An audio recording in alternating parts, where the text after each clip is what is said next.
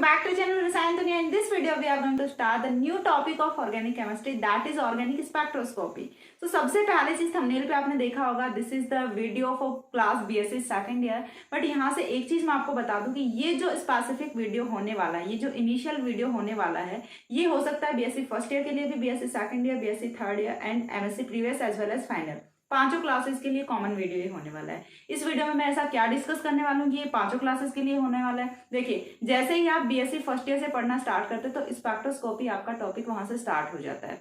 हर एक क्लास में आपको चाहे ऑर्गेनिक केमिस्ट्री में चाहे फिजिकल केमिस्ट्री में कहीं ना कहीं एक दो यूनिट्स वो स्पेक्ट्रोस्कोपी की पढ़नी होती है during the BSc course. But during the MSc course आपका एक इंडिविजुअल पेपर चलता है जो कि पूरा का पूरा अबाउट द स्पेक्ट्रोस्कोपी होता है. तो एमएससी में तो पूरा का पूरा पेपर ही होता है अबाउट स्पेक्ट्रोस्कोपी, एंड बीएससी में हर क्लास में आपकी एक या फिर दो यूनिट्स होती है रिलेटेड टू स्पेक्ट्रोस्कोपी.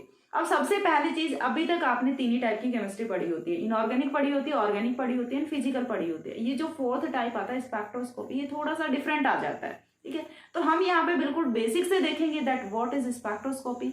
लाइक हमने देखा कि इनऑर्गेनिक केमिस्ट्री हम क्यों पढ़ते हैं, ऑर्गेनिक हम क्यों पढ़ते हैं, फिजिकल क्यों पढ़ते हैं, वैसे ही हमें ये देखना पड़ेगा कि हमारी डे टू डे लाइफ में स्पेक्ट्रोस्कोपी का यूज क्या है. ठीक है, क्योंकि मैंने आपको हमेशा बताया केमिस्ट्री है वो अपनी डे टू डे लाइफ से, डेली लाइफ से बहुत ज्यादा कोरिलेटेड है. और we can say that we can't imagine life without chemistry. ठीक है, ये भी हम बोल सकते हैं क्योंकि मैंने आपको बहुत से ऐसे एग्जांपल्स बताए. जब भी मैं कोई नई यूनिट स्टार्ट करती हूँ, जब भी मैं कोई नया ऑर्गेनिक कंपाउंड डिस्कस करती हूँ, तो मैं आपको ऑलवेज बताती हूँ उसका इंपॉर्टेंस क्या है, उसका यूज क्या है हमारी लाइफ में. ठीक है, और हम इसे क्यों पढ़ रहे हैं. ऐसे नहीं कि जस्ट हमें एग्जाम में अच्छे मार्क्स लेके आने इसलिए हम पढ़ रहे हैं. ठीक है, साइंटिस्ट हम वो खाली बैठे थे, उन्होंने ऐसे ही कुछ भी थ्योरीज वगैरह प्रपोज कर दी और चलो तुम पढ़ लेना, ऐसे नहीं पढ़ रहे हैं. हर चीज के पीछे कुछ ना कुछ प्रोज एंड कॉन्स होते हैं, हर चीज के पीछे कुछ ना कुछ इंपॉर्टेंस होती है, कुछ ना कुछ यहाँ से हम बोल सकते हैं कि डेराइविंग फोर्स होता है कि हम ये चीज क्यों कर रहे हैं. ठीक है, हम खाना क्यों खाते हैं, क्योंकि हमें भूख लगती है. ठीक है, हम खाना क्यों खाते हैं, क्योंकि हमें भूख लगती है. हम सोते क्यों, क्योंकि हमें नींद आती है. तो खाना खाने के पीछे का जो डेराइविंग फोर्स है वो क्या होता है, भूख होती है. इन द सेम वे हम कोई भी टॉपिक केमिस्ट्री का क्यों पढ़ रहे हैं, क्योंकि वो हमारी लाइफ के लिए यूजफुल है, उसके बिना हमारी लाइफ वो पॉसिबल नहीं है. और यहाँ पे मैं इस वीडियो में आपको कुछ ऐसे एग्जाम्पल्स बताने वाली हूँ जिससे आप स्पेक्ट्रोस्कोपी, जो कि आपके लिए बिल्कुल न्यू टॉपिक है, जिसपे कि आपने अभी तक कुछ नहीं पढ़ा है, आप उससे बहुत अच्छे से कोरिलेट कर पाएंगे. ठीक है, ये जस्ट इंट्रोडक्शन वीडियो है. इसमें हम ओनली ईएमआर के बारे में पढ़ेंगे कि कौन कौन से स्पेक्ट्रोस्कोपी, कौन कौन से रीजन्स होते हैं, कौन कौन सी रेंज होती हैं, कितने रीजन में कौन सी रेज होती है और कितनी रेंज उनकी होती है. ये सारी चीजें ही हम पढ़ेंगे. किसी भी इंडिविजुअल स्पेक्ट्रोस्कोपी को अभी हम यहाँ से स्टार्ट नहीं करने जा रहे हैं. ठीक है, इतनी चीज पता चल गई. तो ये जो वीडियो है ये ऑल क्लासेस के लिए कॉमन वीडियो है. अब यहाँ पे देखिए, बीएससी सेकंड ईयर का मैंने क्यों बोला, क्योंकि यहाँ पे मैं जो यूनिट पार्टिकुलर स्टार्ट करने जा रही हूँ, ये जो वीडियो इसके बाद यूनिट तो स्टार्ट होगी ना, तो यूनिट कौन से स्टार्ट होने वाली है, वो होने वाली है आपकी UV and visible spectroscopy. That is the chapter of BSc second year as well as MSc previous year. मैंने आपको हमेशा बोला, देखिए पहले हमने क्या किया था, एल्डिहाइड्स एंड कीटोन्स किए थे. उसमें मैंने पहले कुछ रिएक्शंस वो करा दी थी in the MSc final year and in the MSc previous year. ठीक है, जिनके की मैंने आपको लिंक प्रोवाइड कराए थे. इस बार हम क्या कर रहे हैं, बीएससी सेकंड ईयर का चैप्टर खत्म करते हैं और साथ में एमएससी प्रीवियस का है वो साइमल्टेनियसली अपने आप हो जाएगा. ठीक है, तो वीडियो ये जो पूरी यूनिट है ये कौन कौन सी क्लासेस के लिए होने वाली है, दो क्लासेस के लिए. कौन कौन सी क्लासेस होंगी, बीएससी सेकंड ईयर होगी एंड एमएससी प्रीवियस ईयर होगी. ये जो पूरी यूनिट है ये चलने वाली है इन दो क्लासेस के लिए. और ये जो वीडियो है ये है ऑल क्लासेस के लिए, चाहे वो first year, second year, third year and MSc previous and final कोई भी हो सकती है. ये सभी के लिए कॉमन वीडियो है. ठीक है, और ये जो पूरी यूनिट चलेगी ये चलेगी दो ही क्लासेस के लिए, बीएससी सेकंड ईयर के लिए और एमएससी प्रीवियस के लिए, क्योंकि दोनों क्लासेस में कॉमन यूनिट है ये. ठीक है, अब चलिए स्टार्ट करते हैं फ्रॉम द स्पेक्ट्रोस्कोपी. एक बार के लिए भूल जाओ कि हम क्या स्टार्ट कर रहे हैं, यूवी स्पेक्ट्रोस्कोपी स्टार्ट कर रहे हैं, क्योंकि एक बार के लिए हम यूवी जो spectroscopy, UV and visible spectroscopy, इसका हम बिल्कुल भी यहाँ पे डिस्कस भी नहीं करने वाले. हम एक बार डिस्कस करेंगे ओनली ऑन द स्पेक्ट्रोस्कोपी कि स्पेक्ट्रोस्कोपी क्या होता है. अभी तक तो आपने स्पेक्ट्रोस्कोपी नहीं सुना है, तो फिर आप यूवी एंड विजिबल पे कहाँ से स्टडी करेंगे. सबसे पहले तो आपको ये पता होना चाहिए ना कि स्पेक्ट्रोस्कोपी क्या होता है. देखिए, सबसे पहली चीज, what is chemistry, the branch of science that deals with chemical reactions. ठीक है, वही क्या होता है, ब्रांच ऑफ केमिस्ट्री होती है. ठीक है, तो सबसे पहली चीज हमें ब्रांच ऑफ केमिस्ट्री का पता चला कि जिसमें हम केमिकल्स के बारे में, केमिकल रिएक्शंस के बारे में, इंटरमीडिएट्स, रिएजेंट्स, इन सब के बारे में स्टडी करते हैं, उनकी काइनेटिक्स, उनकी थर्मोडायनेमिक्स. मैं बात कर रही हूँ अबाउट द केमिस्ट्री. ठीक है, not individual about the organic, inorganic and physical. तो वो अपना क्या होता है, ब्रांच ऑफ साइंस होता है जिसमें कि हम केमिकल्स के बारे में स्टडी करते हैं, that is called as chemistry. In the same way if we talk about the organic chemistry, now what is organic chemistry? So the branch of chemistry in which we deals about the organic reactions and their mechanism is called as organic chemistry. In the same way, what is spectroscopy? The branch of science in which we deals with the interaction of matter with light is known as spectroscopy. अब यहाँ पे हमारे पास में दो चीजें आई हैं, कौन कौन सी? एक तो मैटर आया है, दूसरी लाइट आई है।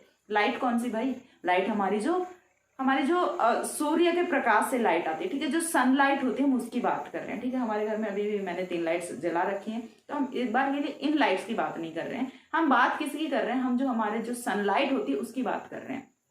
कोई भी मैटर होता है उस पर सनलाइट आती है, उनका क्या इंटरेक्शन होता है, वो चीज हमें जिसमें स्टडी करते हैं, वो हम जिस साइंस के जिस ब्रांच में स्टडी करते हैं, that is called as spectroscopy. Point clear हुआ यहाँ से? The branch of science in which we deals with the study of interaction of light with matter. Matter क्या होता है? मैटर की डेफिनेशन है वो मुझे कमेंट सेक्शन में बताओगे, क्योंकि ये चीज आप 11th क्लास से, और नॉट इन द 11th, आप 9th क्लास से पढ़ना स्टार्ट कर देते हैं, दैट व्हाट इज मैटर, ठीक है। मैटर क्या होता है? तो मैटर की डेफिनेशन है कमेंट सेक्शन में बताओगे, ये आपके लिए होमवर्क है, इतना सा खुद से थोड़ी बहुत मेहनत है वो आपको करनी चाहिए, सो दैट आपकी चीजें कॉन्सेप्ट्स हैं वो थोड़े थोड़े साथ में बनते रहें, ठीक है। तो मैटर क्या होता है ये चीज आपको फाइंड आउट करनी है। लाइट क्या होती है? लाइट का मैटर के साथ में रिएक्शन, जिस भी हम जहां भी डिस्कस कर रहे होते हैं, जहां भी स्टडी कर रहे होते हैं, वो क्या होता है? स्पेक्ट्रोस्कोपी होता है। और we can say that interaction of electromagnetic radiations and matter, ठीक है। इस बार हमने एक नया टर्म यूज किया है, पहले हमने यहाँ पे क्या यूज किया था? लाइट यूज किया था। एक बार अगेन मैं आपको डेफिनेशन है वो रिपीट करके बताती हूँ। कैमरा तो ऑन है, चलो मेरे को लगा कहीं कैमरा ही ऑफ हो गया, ठीक है। देखिए यहाँ से मैं एक बार फिर से डेफिनेशन को रिवाइज करती हूँ यहाँ से। It is the branch of science that deals with the study of interaction of light with matter. यहाँ पे हमने क्या लिखा है? लाइट विद मैटर, यानी कि लाइट एंड मैटर का जो भी इंटरेक्शन होता है उसका स्टडी हम साइंस की जिस ब्रांच में करते हैं, that is called as spectroscopy. और दूसरी डेफिनेशन है वो क्या हो सकती है? दूसरी डेफिनेशन हो सकती है the branch of science that deals with the study of interaction of electromagnetic radiations with matter. यहाँ पे लाइट की प्लेस पे हमने क्या लिख दिया? इलेक्ट्रोमैग्नेटिक रेडिएशंस लिख दिया। ना what are electromagnetic radiations? Light का तो हमें समझ आता है, फॉर एग्जांपल सनलाइट हो गया, बट इलेक्ट्रोमैग्नेटिक रेडिएशंस ये कौन सी नई चीज आ गई? इसे तो हमने पहले कभी सुना नहीं है, एंड दिस इज ट्रू, आपने पहले कभी सुना नहीं है इसके बारे में। If you are the student of BSc then आपने नहीं सुना है ईएमआर के बारे में, ठीक है। फिजिक्स में भी आपका चलता है, तो फिजिक्स में यदि आपने पढ़ लिया है 12th क्लास में या फिर 11th क्लास में, then it's good, but chemistry में ये आपका फर्स्ट टाइम आता है इन द सेकंड ईयर, ठीक है। इससे पहले आपने केमिस्ट्री में इसके बारे में नहीं पढ़ा होता है। फिजिक्स में भी सेम टॉपिक है वो चलता है। अब यहाँ से इलेक्ट्रोमैग्नेटिक रेडिएशन से ये नई चीज आती है। मैटर आपको फाइंड आउट करना है कि मैटर क्या होता है, मैटर की डेफिनेशन मेरे को कमेंट सेक्शन में आपको बतानी है, ठीक है। हम बात करने वाले हैं only about the electromagnetic radiation, जो कि जिसपे की पूरी स्पेक्ट्रोस्कोपी है, पूरी साइंस की ब्रांच स्पेक्ट्रोस्कोपी है, वो क्या करती है? डिपेंड करती है, that is electromagnetic radiation. Now what is electromagnetic radiation? देखिए इलेक्ट्रोमैग्नेटिक रेडिएशन है वो क्या होती है, सबसे पहले हमें उस पर जाना पड़ेगा। तो इलेक्ट्रोमैग्नेटिक रेडिएशन, मैं यहाँ से आपको एक सिंपल सी डेफिनेशन बताती हूँ, आप उसे कोरिलेट कर पाना, ठीक है। सिंपल सी डेफिनेशन आपको बताती हूँ कि जनरली यदि हम बात करें तो देखिए हम क्या करेंगे, हमें 2 फील्ड्स लेने हैं। कौन कौन से? एक तो हमें इलेक्ट्रिक फील्ड लेना है, दूसरा हमें कौन सा लेना है?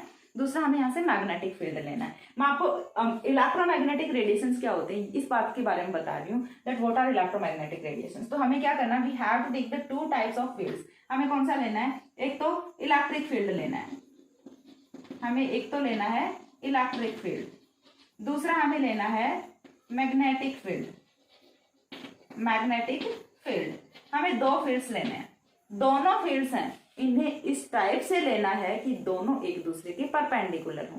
ना what is perpendicular? Perpendicular that means both have to lie at 90 degree with each other. दोनों वो एक दूसरे के साथ में 90 डिग्री पे होने चाहिए। अब मैं आपको बताती हूँ कि 90 डिग्री पे कैसे होता है। देखिए मेरे पास में कुछ है, देखिए 90 डिग्री का मतलब क्या होता है? 90 डिग्री का मतलब क्या होता है? देखिए मेरे पास में दो चौक के डिब्बे हैं यहाँ से, ठीक है। एक अपना क्या है? इलेक्ट्रिक फील्ड है, दूसरा अपना क्या है? मैग्नेटिक फील्ड है, ठीक है। एक इलेक्ट्रिक फील्ड है, दूसरा मैग्नेटिक फील्ड है। एक को हमने रखा ऐसे, तो दूसरा कैसे रहेगा? ऐसे। दोनों एक दूसरे के 90 डिग्री एंगल पे हैं, समझ आ रही चीज? दोनों क्या है, एक दूसरे के 90 डिग्री एंगल पे हैं। फॉर एग्जाम्पल ये जो है, ये जो हॉरिजॉन्टल वाला डिब्बा है, ये जो ऐसे ऐसे जो पड़ा हुआ डिब्बा है वो कौन सा है, वो यहाँ से इलेक्ट्रिक फील्ड है। तो ये जो है, ये जो हमने रखा है परपेंडिकुलर वाला, ये कौन सा होगा, ये आपका मैग्नेटिक फील्ड हो जाएगा। तो चीज समझ आ रही है, जिसमें magnetic field and electric field, ऐसी कोई भी रेडिएशन जिसमें electric field and magnetic field है दोनों एक दूसरे के परपेंडिकुलर होते हैं, that kind of radiations are called as electromagnetic radiations. That's so simple definition. इससे सिंपल कोई डेफिनेशन हो नहीं सकती, ठीक है। तो यहाँ से इतनी चीज समझ आई कि परपेंडिकुलर कैसे होने वाले हैं रेडिएशंस, क्योंकि इस चीज को मैं यहाँ पे बोर्ड पे ड्रॉ नहीं कर सकती। क्यों नहीं कर सकती, क्योंकि ये 3D में होगा, और 3D को तो हम किसी पेपर पे या फिर प्लेन पे ड्रॉ नहीं कर सकते। उसके लिए हमें 3 डायमेंशन चाहिए होते हैं, जिसे हम मॉडल से अंडरस्टैंड कर सकते हैं, बट पेपर पे या फिर प्लेन पे बोर्ड पे हम उसे ड्रॉ नहीं कर सकते हैं, ठीक है। इसके बाद इलेक्ट्रोमैग्नेटिक रेडिएशंस क्या होते हैं, वो मैं आपको एक इमेज में दिखाने वाली हूँ कि इलेक्ट्रोमैग्नेटिक रेडिएशंस क्या होती हैं। उस इमेज में आपको अच्छे से कोरिलेट कर पाना है, ठीक है। इमेज में आप अच्छे से कोरिलेट कर पाएंगे कि क्या होती हैं, क्योंकि अगेन वही चीज आती है कि मैं इसे बोर्ड पे ड्रॉ नहीं कर पाऊंगी, बोर्ड पे नहीं ड्रॉ कर पाऊंगी कि क्या होते हैं इलेक्ट्रोमैग्नेटिक रेडिएशंस। क्यों, क्योंकि बोर्ड पे हम ओनली 2D में ड्रॉ कर सकते हैं, एंड वो जो डायग्राम मैं यहाँ पे बताने वाली हूँ वो आपका 3D में है। तो आपको जस्ट थोड़ा सा विजुअलाइजेशन करना है, थोड़ा सा इमेजिनेशन करना है, तो वो आप इस इमेज में अच्छी तरह से कर पाएंगे, ठीक है। सो इस इमेज को देखिए, आपको थोड़ा सा जूम आउट करके देख लेना है। सबसे पीछे लिखा हुआ है सोर्स, ठीक है। सोर्स से लाइट की जो वेव है वो आ रही है। अब यहाँ पे देखिए 2 कलर से आपको वो दिख रहे होंगे, एक तो वो आपको ग्रीन कलर दिख रहा है और दूसरा वो आपको वायलेट कलर दिख रहा है, ठीक है, बैगनी रंग जो आपको दिख रहा है। तो जो मैग्नेटिक फील्ड है उसे कौन डिनोट कर रहा है, ये जो बैगनी कलर है, ऊपर लिखा है मैग्नेटिक फील्ड, मैं आपको बोल के बता रही हूँ यदि समझ नहीं भी आ रहा है, ऊपर लिखा है मैग्नेटिक फील्ड जो कि बैगनी कलर को डिनोट कर रहा है। उसके बाद देखिए दूसरा, यदि हम आते हैं ग्रीन कलर पे, तो ग्रीन कलर है वो किसे डिनोट कर रहा है, यहाँ से इलेक्ट्रिक फील्ड को, जो कि नीचे लिखा हुआ है, ठीक है। नीचे वाला जो ग्रीन कलर वाला है वो इलेक्ट्रिक फील्ड है, एंड जो वॉयलेट कलर वाला है वो कौन सा है, मैग्नेटिक फील्ड है। तो यहाँ से देखिए आपको देखना ये है, अब मेरे पास में, अब मैं कैसे ड्रॉ करके दिखाऊं, जस्ट आपको अंडरस्टैंड करना है यहाँ से कि ये जो सोर्स ऑफ लाइट आ रही है इसमें 2 टाइप के फील्ड्स हैं, एक मैग्नेटिक है दूसरा इलेक्ट्रिक है, और दोनों क्या है, एक दूसरे के परपेंडिकुलर हैं। आई थिंक आपको समझ आ गया होगा अच्छे से, ठीक है। फिर से देख लेना एक बार इमेज को। इसके बाद देखिए नेक्स्ट हम मूव करते हैं यहाँ से, EMR are produced by the oscillation of electric charge and magnetic field, or we can say that electric field and magnetic field residing of atom, ठीक है। यहाँ से देखिए मतलब क्या होता है कि EMR are produced by, EMR है, EMR क्या होता है, इलेक्ट्रोमैग्नेटिक रेडिएशंस, क्योंकि इस टर्म का हम बार बार यूज करने वाले हैं, तो आपको बार बार नहीं लिखना इलेक्ट्रोमैग्नेटिक रेडिएशंस, आप इन शॉर्ट लिखिए क्या, EMR, ठीक है।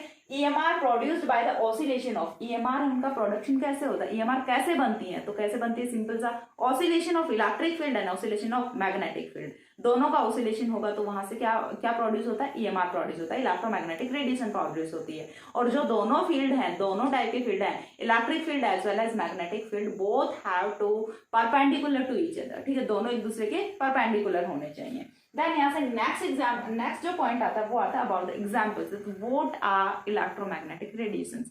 इलेक्ट्रोमैग्नेटिक रेडिएशंस क्या होती है, अभी तक कुछ समझ नहीं आया, ठीक है। अब यहाँ से आपको समझ आएगा। सबसे फर्स्ट एग्जांपल है वो मैं यहाँ से आपको बताती हूँ, एक्स रेज, ठीक है। सबसे फर्स्ट एग्जांपल है वो मैंने यहाँ से आपको बताया अबाउट द एक्स रेज। अब आपको स्पेक्ट्रोस्कोपी भी समझ आ रही होगी कि क्यों हम स्पेक्ट्रोस्कोपी पढ़ रहे हैं, ठीक है। स्पेक्ट्रोस्कोपी हम क्यों पढ़ रहे हैं, देखिए जब भी मैं आपको बताती हूँ कि हम स्पेक्ट्रोस्कोपी क्यों पढ़ रहे हैं। यदि मैं बात करूं अबाउट द ऑर्गेनिक केमिस्ट्री, तो ऑर्गेनिक केमिस्ट्री का यूज क्या होता है, ऑर्गेनिक केमिस्ट्री में हम क्या करते हैं कि कोई भी मॉलिक्यूल्स होते हैं उनका मॉलिक्यूलर वेट देखते हैं, उनमें फंक्शनल ग्रुप कौन सा प्रेजेंट है वो देखते हैं, उसके लिए हम कई सारी केमिकल रिएक्शंस लगाते हैं, देन हम वहां से फंक्शनल ग्रुप का आइडेंटिफिकेशन करते हैं, उसके बाद हम डिटर्मिनेशन करते हैं, और देन हम फाइनली कोई भी जो मॉलिक्यूल होता है उसका मॉलिक्यूलर फॉर्मूला प्रोड्यूस करते हैं। इतनी सारी मैकेनिज्म से हम होके जाते हैं, ठीक है। This is very much time taking process, this is very much time taking process. तो फिर उसके बाद साइंटिस्ट ने इसका ऑल्टरनेटिव ढूंढा, दैट इज स्पेक्ट्रोस्कोपी। स्पेक्ट्रोस्कोपी में उन्होंने कोई भी कंपाउंड लिया, और इसके लिए हमें सैंपल वो बहुत ही थोड़ा सा सैंपल लेना होता है। हमें कोई भी अननोन ऑर्गेनिक कंपाउंड दिया गया, उसे हमने क्या लगाया, स्पेक्ट्रोस्कोपिक मशीन में लगाया, और हम वहां से सारे के सारे जो डाटा है वो हमें वो क्या कर देता है, निकाल के दे देता है, दैट ये फंक्शनल ग्रुप यहाँ पे प्रेजेंट है, इतने कार्बन प्रेजेंट है, इतने हाइड्रोजन प्रेजेंट है, इतने ऑक्सीजन प्रेजेंट है, ये सारी चीजें हैं वो इजिली बता देती है स्पेक्ट्रोस्कोपिक मशीन। तो सबसे जो मोस्ट यूजफुल ब्रांच है जहाँ पे कि स्पेक्ट्रोस्कोपी यूज होता है वो क्या है, in the determination of molecular structures of organic compounds. जो ऑर्गेनिक कंपाउंड्स होते हैं उनकी मॉलिक्यूलर स्ट्रक्चर के डिटर्मिनेशन में जो स्पेक्ट्रोस्कोपी है उसका सबसे ज्यादा यूज होता है।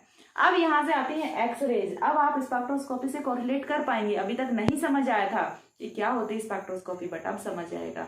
एक्सरेज का यूज कहाँ पे होता है, जब हम हमारा कोई भी बॉडी ऑर्गन है, बॉडी पार्ट है, जैसे कोई बोन्स वगैरह, हड्डियां वगैरह है, वो फ्रैक्चर हो जाती हैं, तो हम ऐसे डायरेक्ट तो नहीं देख सकते, चश्मा लगा के भी नहीं देख सकते, लेंस लगा के भी नहीं देख सकते। तो फिर उसे देखने के लिए हम क्या यूज करते हैं, उसे देखने के लिए हम यूज करते हैं एक्सरेज।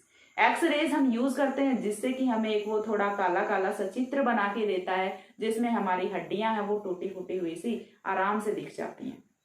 तो ये क्या होता है, यूज ऑफ स्पेक्ट्रोस्कोपी। समझ आ गया कि हमारी लाइफ में यूज ऑफ स्पेक्ट्रोस्कोपी कहाँ पे। ये सिर्फ मैंने एक्सरेज का यूज बताया है, ठीक है। बाकी की जो स्पेक्ट्रोस्कोपी है, जो यूवी एंड विजिबल पढ़ने वाले हैं, इसके बिना तो लाइफ ही बिल्कुल कलरलेस हो जाती है, बिल्कुल ही ब्लैक एंड व्हाइट लाइफ हो जाएगी इसके बिना। यदि यूवी एंड विजिबल स्पेक्ट्रोस्कोपी का आपको नहीं पता है तो आपकी लाइफ वो बिल्कुल ब्लैक एंड व्हाइट है, ठीक है। आपकी लाइफ में कलर्स हैं ही नहीं। कलर्स कौन लेके आता है आपकी लाइफ में, that is UV and visible spectroscopy, ठीक है। विजिबल स्पेक्ट्रोस्कोपी यही आपकी लाइफ को कलरफुल बनाती है। Without visible spectroscopy your life is totally colourless black and white life, ठीक है। ऐसा ही होने वाला है। अब यहाँ से देखिए हम नेक्स्ट पॉइंट पे मूव करते हैं। हमें ये चीज पता चल गई कि हम क्यों पढ़ रहे होते हैं स्पेक्ट्रोस्कोपी, क्यों, to determine the structure of organic molecules, organic compounds, इसीलिए हम पढ़ रहे होते हैं। और स्पेक्ट्रोस्कोपी हमारी बॉडी ऑर्गन्स में कैसे यूज होता है, जैसे कि आपने सुना होगा कि सीटी स्कैन हो रहा है, एमआरआई हो रहा है, एक्सरे हो रहा है, ये सारी की सारी क्या है, ये स्पेक्ट्रोस्कोपिक मेथड्स ही होती हैं जिनसे कि हमारी बॉडी पे रेडिएशंस डाले जाते हैं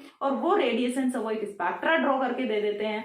देखिए और अच्छा एग्जांपल बताती हूँ। टीवी सभी ने देखा है, ठीक है, फिल्में सभी ने देखी होती हैं, सीरियल सभी ने देखे होते हैं। पहले जो सीरियल्स होते थे उनमें क्या होता था, जैसे ही कोई इंसान मरने वाला होता था वो हॉस्पिटल में एडमिट होता था। आपने देखा होगा वो वाला सीन, हमेशा एक इंसान आराम से हॉस्पिटल में बेड पे लेटा हुआ है, साइड में उसकी एक मशीन चल रही है, उसमें थोड़ी देर पहले तक तो लाइन्स है वो ऐसे ऐसे चल रही होती हैं, ठीक है, ऐसे ऐसे चल रही होती हैं, ऐसे ऐसे लाइन्स चल रही हैं, तब तक तो काम हो गया।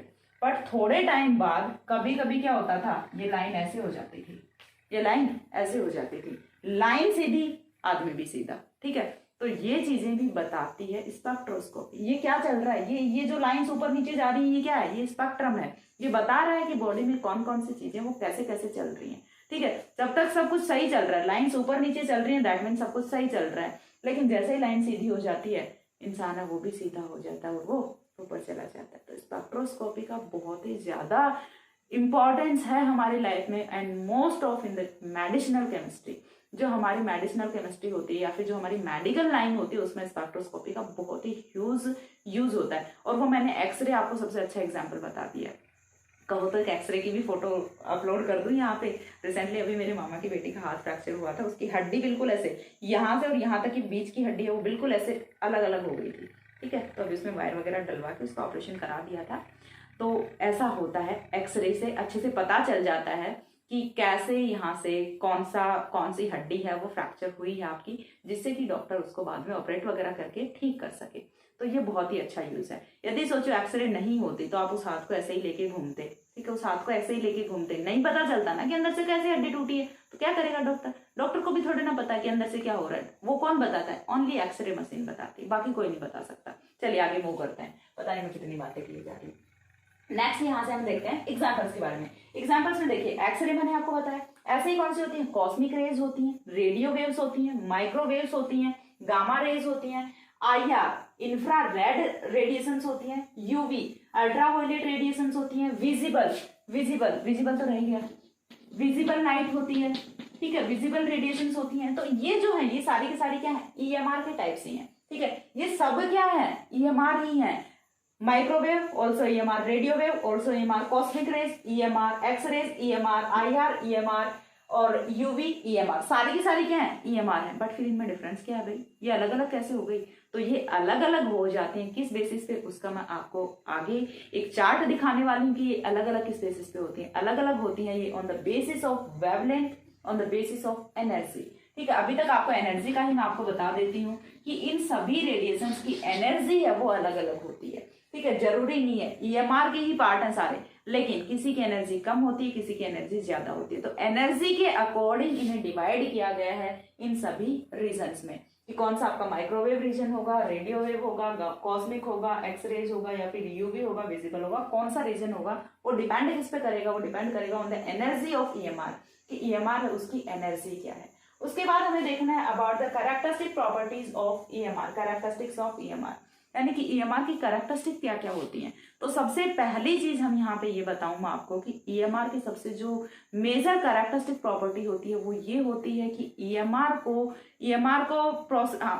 फ्लो करने के लिए, ठीक है, ईएमआर को कहीं से भी पास करने के लिए आपको वैक्यूम से भी पास कर सकते हैं, इसे किसी मीडियम की नीड नहीं होती आपको, ठीक है, किसी भी मीडियम की नीड नहीं होती कि आपको सॉलिड चाहिए, लिक्विड चाहिए, गैसेस चाहिए, आप इसे निर्वात से, वैक्यूम का हिंदी में क्या बोलेंगे, निर्वात से, आप इसे निर्वात से भी पास करते हैं। ईएमआर की सबसे मेजर, सबसे ग्रेट कैरेक्टरिस्टिक प्रॉपर्टी होती है। चलिए देख लेते हैं about the characteristic properties. EMR consist of discrete package of energy which are called as photons. मैंने आपको क्या बताया था कि ईएमआर वो जस्ट क्या है, एनर्जी के पैकेज हैं, ठीक है, एनर्जी के पैकेज हैं, और इसको हम क्या बोल रहे होते हैं, फोटॉन्स बोल रहे होते हैं, ठीक है, इसको हम क्या बोल रहे होते हैं, फोटॉन्स बोल रहे होते हैं। And a photon consist of an oscillating electric field and oscillating magnetic field which are perpendicular to each other. और एक प्रोटॉन है वो क्या होता है, प्रोटॉन किसे कंसिस्ट करता है, प्रोटॉन कंसिस्ट करता है एक oscillating electric field and oscillating magnetic field, जो कि मैंने आपको प्रीवियस इमेज में दिखाया था। दो आपको लेने होते हैं फील्ड, एक इलेक्ट्रिक फील्ड होगा, एक मैग्नेटिक फील्ड होगा, और दोनों ऑसिलेशन की फॉर्म में एक दूसरे के परपेंडिकुलर होते हैं, ठीक है। देन यहाँ से नेक्स्ट पॉइंट आता है, all types of radiations have same velocity. देखिए ये काफी इंपॉर्टेंट पॉइंट है, all types of radiations have same velocity, यानी कि यहाँ से हमने देखा अबाउट द ईएमआर में UV, IR, X rays, cosmic rays, radio wave, microwave, visible, सभी की जो वेलोसिटी होती है वो सेम होती है, that is 2.998 into 10⁻10 centimetre per second in vacuum. और ये कहाँ पे बताइए, निर्वात में। वैक्यूम को हिंदी में क्या बोलते हैं, हिंदी मीडियम वाले बच्चे भी हैं, मेरी हिंदी में राइटिंग काफी अच्छी आ जाती है, ठीक है। वैक्यूम को हिंदी में क्या बोलते हैं, निर्वात बोलते हैं, ठीक है, वैक्यूम को क्या बोलते हैं हिंदी में, निर्वात बोलते हैं। तो यहाँ से सारे के सारे जो आपकी रेडिएशंस होती हैं उनकी वेलोसिटी है वो सेम होती है, that is 2.998 into 10⁻10 centimetre per second in vacuum. ये वैक्यूम में बताई गई velocity. And require no medium for their propagation. और ये चीज मैंने आपको बताई थी कि यदि कहीं से भी आपको ईएमआर पास करना है तो उसके लिए आपको कोई भी मीडियम की रिक्वायरमेंट नहीं होती, ठीक है। That is they can travel even through vacuum. और ये क्या कर सकते हैं, निर्वात से भी ट्रेवल कर सकते हैं, वैक्यूम से भी ये ट्रेवल कर सकते हैं। नेक्स्ट पॉइंट यहाँ से आता है, EMR are characterised by the following terms. EMR है उसे हम फॉलोइंग टर्म्स में कैरेक्टराइजेशन उसका कर सकते हैं, जिसके बेसिस पे हम बताने वाले हैं एक्स रेज कौन सी है, कॉस्मिक रेज कौन सी है, रेडियो वेव, माइक्रोवेव, इन सभी को हम इसमें अलग अलग डिवाइड किससे कर सकेंगे, ये जो हम फॉलोइंग कैरेक्टराइजेशन कर रहे हैं इसी के बेसिस पे कर सकेंगे। तो कैरेक्टराइजेशन हम कर सकते हैं in the 3 terms. First one is frequency, ठीक है, फ्रीक्वेंसी आगे बताऊंगी मैं, तीनों का अलग अलग एक्सप्लेनेशन, तीनों की डेफिनेशन है वो मैं नेक्स्ट वर्क में बताने वाली हूँ। तो सबसे फर्स्ट पॉइंट है frequency, second is wavelength and third is wave number. जो ये मैंने अलग अलग रेज बताई हैं इनकी सभी की फ्रीक्वेंसी है वो अलग अलग होगी, सभी की वेवलेंथ है वो भी अलग अलग होगी, और सभी के लिए वेव नंबर है वो भी अलग अलग होगा। ये डिफरेंस होता है यहाँ पे। तो इनके बेसिस पे हम कैरेक्टराइजेशन ऑफ ईएमआर है वो कर सकते हैं। क्लियर है, इतना क्लियर है तो एक बार इतना स्क्रीनशॉट ले लो। एंड यदि कुछ भी कहीं पे समझ नहीं आया so you can tell me in the comment section, because बहुत ही ज्यादा इंपॉर्टेंट चैप्टर है। स्पेक्ट्रोस्कोपी, ऑर्गेनिक रिएक्शंस वगैरह है वो आपको कहीं और भी चैनल्स पे मिल जाती हैं, बट स्पेक्ट्रोस्कोपी है, ऐसे वाले चैप्टर्स हैं ये बहुत ज़्यादा नहीं पढ़ाए जाते हैं। और आई कैन से कि आपको बोर्ड पे तो कहीं कोई पढ़ाया हुआ नहीं मिलेगा। यदि आपको पढ़ाया हुआ मिलेगा भी तो आपको कोई भी स्लाइड से या फिर पीपीटी से पढ़ाया हुआ मिलेगा, उसमें पता नहीं आपको अच्छे से समझ आता नहीं आता, ठीक है। मैं यदि अपने पॉइंट ऑफ व्यू से बताऊं तो मुझे तो ऐसे ही पढ़ाया हुआ समझ आता है, जैसे बोर्ड पे चौक घिस के जब कोई पढ़ाए तभी समझ आता है, मुझे नहीं समझ आता पीपीटी वगैरह से, ठीक है। तो ना मेरे पास में भी ऑप्शन था, पीपीटी बनी बनाई पढ़ी थी, मैं उससे पढ़ा सकती थी, बट नहीं, मुझे अच्छे से ऐसे पढ़ाना था सो दैट आप लोगों को समझ आ सके। तो आई होप सो आपको समझ आया होगा। यदि इतना समझ आया है तो आगे की वीडियो में भी प्रोसीड करना, नहीं भी समझ आया तो भी आगे की वीडियो में प्रोसीड करना, बिकॉज अगेन बता रही हूँ कि टॉपिक थोड़ा सा यहाँ से थोड़ा सा क्वालिटी वाला टॉपिक है। सो आप वीडियो को एक बार देखने से समझ नहीं आ रहा, प्लीज डाउनलोड करके रखें, दोबारा देखें, आपका समझना that is important for me. ठीक है, तो यहाँ से इतना स्क्रीनशॉट लीजिए। देन मैं frequency, wavelength and wave number तीनों चीजें हैं और इनका जो कॉरिलेशन है वो डिस्कस करते हैं। Take the screenshot. Okay, in the previous video we had seen that there is three terms in which we can characterize the electromagnetic radiations. So first one is frequency, second one is wavelength, and third one is wave number. So in this sort we'll discuss about the frequency and wavelength. Remaining we'll discuss in next sort. तो सबसे पहले चीज हमें यहाँ से देखनी है that what is frequency. Frequency है वो क्या होती है, देखिए मैं आपको समझाती हूँ। सबसे पहले डेफिनेशन तो आपकी लिखी हुई है, उससे पहले मैं आपको ऐसे समझाती हूँ। फॉर एग्जाम्पल हमने यहाँ से एक पॉइंट है वो कंसिडर कर लिया, ठीक है, एक पर्टिकुलर पॉइंट हमने कंसिडर किया है। इस पर्टिकुलर पॉइंट से विद इन 1 सेकेंड, 1 सेकेंड में जितनी भी वेव्स यहाँ से पास करेंगी, ठीक है, जितनी भी वेव्स यहाँ से पास करेंगी, that number of waves is called as frequency. ठीक है, that number of waves is called as frequency. I think आपको समझ आ गया होगा। अब डेफिनेशन पे चल लेते हैं, ठीक है। It is defined as the number of waves which can pass through a point in 1 second. हमने एक पॉइंट कंसिडर किया, 1 सेकेंड लिया, और अब यहाँ से जितनी भी वेव नंबर जा रही है within second, that number is called as frequency. It is represented by nu. इसे रिप्रेजेंट हम किससे करते हैं, न्यू से रिप्रेजेंट करते हैं। Frequency is measured in cycle per second, CPS और हर्ट्ज। इसका जो मेजरमेंट है, इसकी जो यूनिट है वो किसमें होती है, हर्ट्ज होती है या फिर सीपीएस होती है। देखिए ऐसे जो क्वेश्चन है या फिर जो छोटी मोटी कॉम्पिटिटिव एग्जाम्स होती है उनमें पूछे जा सकते हैं, like what is the unit for frequency, that is CPS और हर्ट्ज। ठीक है, दोनों में से कोई भी हो सकता है। एंड अच्छी बात ये होती है कि 1 hertz is equal to 1 CPS, दोनों इक्वली होते हैं, दोनों का जो मेजरमेंट है वो कोई अलग अलग नहीं होता। 1 हर्ट्ज इज इक्वल टू क्या होता है, 1 सीपीएस होता है, 1 साइकिल पर सेकंड होता है। तो this is all about the frequency. Now frequency nu is equals to क्या होता है, सी अपॉन पे लैम्डा होता है, सी अपॉन पे लैम्डा होता है। Where nu is equals to frequency, lambda is equals to wavelength and C is equals to velocity of light. If we take velocity of light in meter, then it will be 3 into 10 to the power 8 meter per second. Or if we take in centimeter, then it will be 3 into 10 to the power 10 centimeter per second. ठीक है, तो ये यहाँ से velocity of light हो जाता है। तो ये रिलेशनशिप होता है इन न्यू एंड लैम्डा। यहाँ से एक रिलेशनशिप आपका निकल के आता है, that is nu is inversely proportional to lambda. ये जो रिलेशनशिप है ये हमें आगे बहुत काम आने वाले हैं, बहुत ही इंपॉर्टेंट है ये।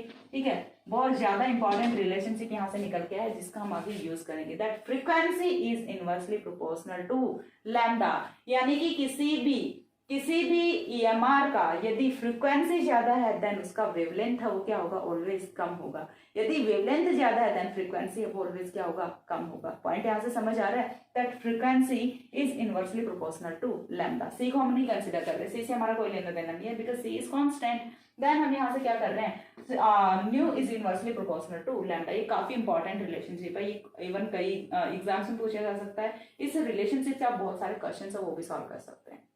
Now we have to move on the next point, that is wavelength. Now what is wavelength? It is defined as distance between two consecutive crust and troughs. ठीक है, अब ये crust and troughs क्या होते हैं हमें कुछ समझ नहीं आया। ठीक है, तो चलिए मैं आपको डायग्राम से समझाती हूँ। इसीलिए मैंने डायग्राम ऑलरेडी बना के रखा हुआ है कि जो 2 crust होते हैं, 2 consecutive troughs होते हैं, उनके बीच का जो डिस्टेंस होता है that is called as lambda. जैसे कि आपको डेफिनेशन से बिल्कुल समझ नहीं आया, चलिए हम डायग्राम से समझते हैं। हमने क्या लिया, एक वेव ली है। ठीक है, ये हमारा क्या है, कोई भी एक एक्सिस है। फॉर एग्जांपल हमने एक्स एक्सिस ले लिया, एक्सिस के थ्रू हमारी जो वेव है वो जा रही है। अब वेव है वो एक बार ऊपर जा रही है, दूसरी बार नीचे जा रही है। देखिए मैंने अभी आपको थोड़ी देर पहले बताया था कि स्पेक्ट्रम में जब तक ऐसी ऐसी लाइन चलती रहती है then it is good, otherwise ये वाली लाइन है ये कभी गुड नहीं होती। ठीक है, लाइफ में जितना ऊपर नीचे होता रहता है that is good, but life यदि ऐसे कांस्टेंट चलती है, सेम डे सेम, यदि खुशी खुशी है तो बहुत ज्यादा खुशी है, यदि दुख दुख है तो बहुत ज्यादा दुख है, तो फिर वो लाइफ मजेदार नहीं होती। कभी खुशी कभी गम, ठीक है, कभी हंसना है कभी रोना है, जीवन सुख दुख का संगम है। कोई गाना मेरा बहुत अच्छा है नहीं मेरी आवाज, लेकिन मैंने आपको समझा दिया कि यदि ऐसा ऐसा चलता है, वेव्स चलती हैं, that means all is well. यदि सीधा हो जाता है देन इट्स नॉट गुड। तो यहाँ से वेव है, वेव का मतलब ही क्या होता है, ऊपर नीचे जाने वाली line, this is called as wave. जैसे सांप चलता है ना, सांप कैसे चलता है, सांप कैसे चलता है, एक बार ऐसे ऊपर जाएगा, फिर थोड़ा सा नीचे, फिर ऊपर जाएगा, फिर थोड़ा सा नीचे, ऐसे चलता है सांप। ठीक है, अब देखिए यहाँ से क्या होगा, हमने क्या पता लगाना है, क्रस्ट एंड ट्रॉस देखने हैं। अब हमने यहाँ से वेव स्टार्ट किया, ये वेव जाती है अपने पीक तक, देन ये जाती है डाउन में, देन अगेन ये पीक तक जाती है। अब यहाँ से ऊपर साइड पे ये जो दो पीक्स हैं इनके बीच का जो डिस्टेंस है this is known as wavelength and represented by lambda and these two peaks are called as crest. ठीक है, ये जो पीक है इसे हम क्या बोलेंगे, क्रेस्ट बोलेंगे। आगे और भी बनती है तो वो भी क्रेस्ट ही बोली जाएंगी। ठीक है, ऐसा नहीं कि सिर्फ ये दोनों क्रेस्ट बोली जाएंगी, बाकी कुछ आगे बना तो वो क्रेस्ट नहीं बोला जाएगा, नहीं, आगे जो बनेगी वो भी क्रेस्ट ही बोली जाएंगी। सेम पीक्स हैं, जितना ऊपर की तरफ गया उतना ही वेव है वो नीचे की तरफ भी जाएगा। तो नीचे की तरफ जाता है तो इसे हम क्या बोलते हैं, थ्रो बोलते हैं। ठीक है, इसे हम क्या बोलते हैं, थ्रो बोलते हैं। This one is crest, this one is trough. तो यहाँ से क्या होगा, या तो दो कॉन्सिक्यूटिव या तो दो पास पास वाली पीक्स के दो क्रेस्ट के बीच का जो डिस्टेंस होता है that is called as lambda, और वी कैन से दैट या तो फिर क्या होगा, यहाँ से दो ट्रॉस के बीच का जो यहाँ से डिस्टेंस होता है that is called as lambda. ठीक है, दोनों में से आप कोई भी डेफिनेशन दे दो, दोनों ही यहाँ से सही होती है। तो इतनी चीज समझ आ गई कि लैम्डा क्या है। अब हमें यहाँ से देखिए एक चीज मैं आपको बताती हूँ कि फॉर एग्जाम्पल हमने यहाँ से वेव स्टार्ट किया, ये एक क्रिस्ट को कंप्लीट करेगा, दूसरे थ्रो को कंप्लीट करेगा, और जहां पे ये पूरा साइकिल कंप्लीट होता है this is called as one wave. ठीक है, ये क्या होता है, एक वेव होता है पूरा, एक crest. What is wave, combination of one crest and one trough is called as one wave. तो एक वेव है वो कितना होता है, यहां से चले हम, एक बार ऊपर गए एक बार नीचे गए और फिर से ऊपर जहां पे आते हैं तो ये यहाँ तक आके अपना क्या हो जाता है, एक वेव खत्म हो जाता है। यानी कि एक क्रिस्ट और एक थ्रो के बीच का जो डिस्टेंस है that is called as one wave, and two crest and two troughs के बीच का जो डिस्टेंस है that is called as wavelength. And wavelength को हम किससे मेजर करते हैं, measured in mu M. Mu क्या होता है, माइक्रोमीटर, माइक्रोमीटर, और you can say that it is micron meter, N M nanometer, nanometer, A angstrom, angstrom. ठीक है, ये जो है ये म्यू की क्या होती है, यूनिट्स होती हैं। आप माइक्रोमीटर ले सकते हैं, आप नैनोमीटर ले सकते हैं, आप एंगस्ट्रॉम ले सकते हैं। लेकिन यहाँ पे इस वाले यूनिट में हम जितना भी जितना भी लैम्डा, नॉट म्यू, जितना भी लैम्डा हम यहाँ पे यूज करने वाले हैं वो सारा का सारा हम करेंगे नैनोमीटर में। ठीक है, यहाँ पे जो कॉमन यूनिट रहने वाली है वो क्या होने वाली है, लैम्डा होने वाली है। तो फर्स्ट सॉर्ट में हमने देखा था about the EMR, second sort में हमने देखा है ईएमआर से रिलेटेड जो भी टर्म्स होती हैं, ये डेफिनेशंस वगैरह ये बहुत ज्यादा पूछ ली जाती है एग्जाम्स में, तो पूरा का पूरा वो इंपॉर्टेंट है, छोड़ना कुछ भी नहीं है इसमें से। भले ही ये इंट्रोडक्शन है बट विदाउट इंट्रोडक्शन फिर आपको कुछ समझ नहीं आने वाला है आगे। तो ये वाला वीडियो काफी इंपॉर्टेंट है। एंड हम मूव करते हैं थर्ड सॉर्ट पे। थर्ड सॉर्ट में मैं आपको बताने वाली हूँ that wave number and relationship in between new and energy, lambda and energy, इनके बारे में रिलेशनशिप है वो हम इनका देखने वाले हैं। और बाकी तो देखिए जो प्रिज्म वगैरह पे जब हम व्हाइट लाइट वगैरह डालते हैं तो इनका जो क्या क्या रीजन होता है वो सारी चीजें मैं नेक्स्ट वीडियो में डिस्कस करूंगी, बिकॉज वीडियो वो ऑलरेडी काफी लंबा हो चुका है। तो एक बार के लिए इतना स्क्रीनशॉट लो, देन मैं रिमेनिंग पार्ट है वो डिस्कस करती हूँ, बाकी हम नेक्स्ट वीडियो में देखते हैं।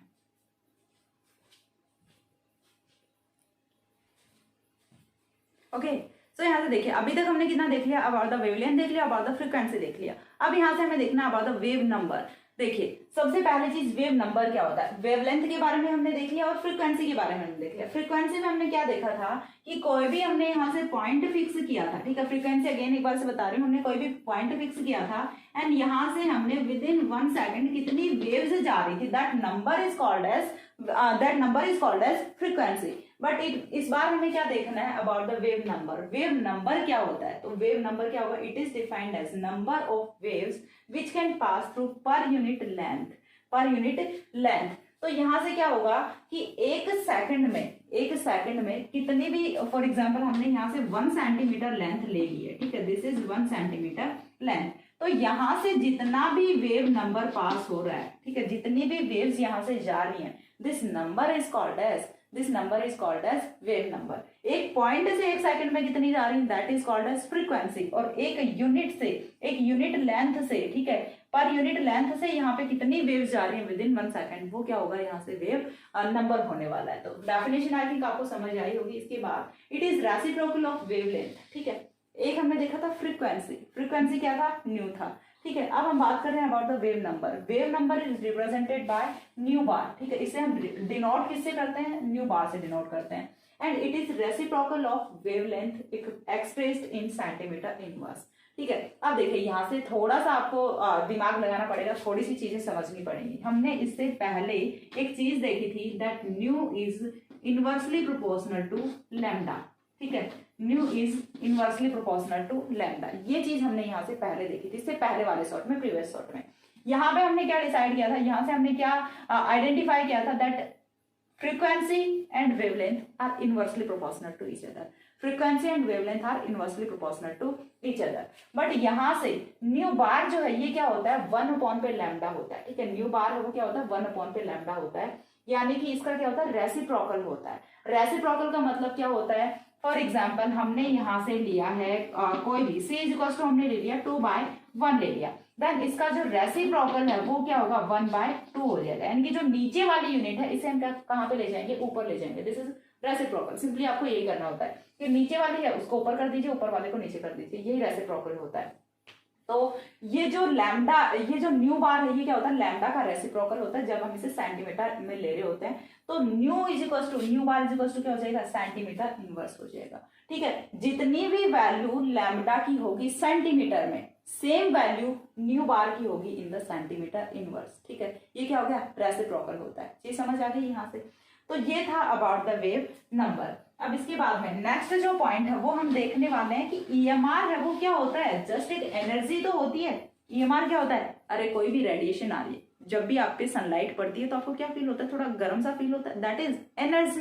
तो ईएमआर क्या है, एनर्जी है। और ये चीज हमने देखी है, it EMR is discrete of consist discrete of photons, ठीक है। यहाँ से क्या होता है, फोटॉन्स का डिस्क्रीट ही तो होता है। तो यहाँ से क्या होगा, EMR is an energy, EMR is energy, EMR is just an energy. EMR कोई एनर्जी होती है। अब जब भी कोई भी मैटर है वो इस एनर्जी को एब्जॉर्ब करेगा, ठीक है। जब भी कोई मैटर इस एनर्जी को एब्जॉर्ब करेगा, देन मैटर की एनर्जी क्या करेगी, इंक्रीज करेगी। यदि हम वहां से एनर्जी का एमिशन करा रहे हैं, हम यहाँ से एनर्जी को बाहर निकाल रहे हैं, तो मैटर की या फिर सबस्टेंस की एनर्जी क्या कर जाएगी, डिक्रीज कर जाएगी। सिंपल सा है। यदि कोई भी मैटर है जिसपे आप क्या कर रहे हैं, ईएमआर डाल रहे हैं, ठीक है, ईएमआर डाल रहे हैं, तो यहाँ से क्या होगा, एब्जॉर्प्शन ऑफ ईएमआर होगा। एब्जॉर्प्शन ऑफ ईएमआर होगा तो यहाँ से energy will be increases, energy will be increases. इसका रिवर्स क्या हो सकता है कि आप यहाँ से क्या कर रहे हैं, यहाँ से आप क्या कर रहे हैं, ईएमआर का